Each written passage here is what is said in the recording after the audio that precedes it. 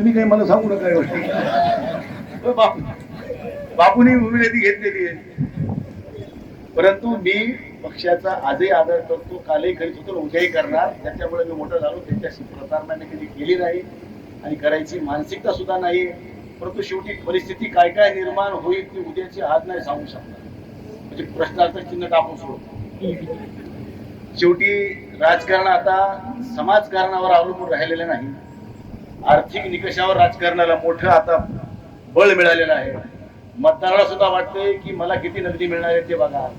मतदानाच्या दिवशी मोठ्या मोठ्या परिवारातले लोक पैसे मागत नव्हते, पण माझ्या घरात 7 मत आहेत बरं का म्हणून जाणीव करून देत होते.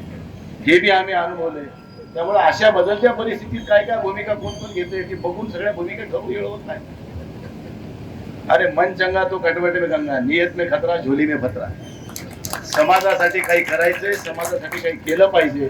त्या भूमिकेतून काम करत असताना जीवनामध्ये चढ उतार येत असतात. पण आम्ही उतार खूप बघितले, चढ आणखी बघायचा बाकी आहे. ज्या दिवशी काय योग येईल तेव्हाचा तेव्हा ठरवू. पण निश्चित मी आज तुमच्या सोबत आहे. त्यामुळे तुम्ही म्हणाल काही शंका भूषंका आणायचं कारण नाही.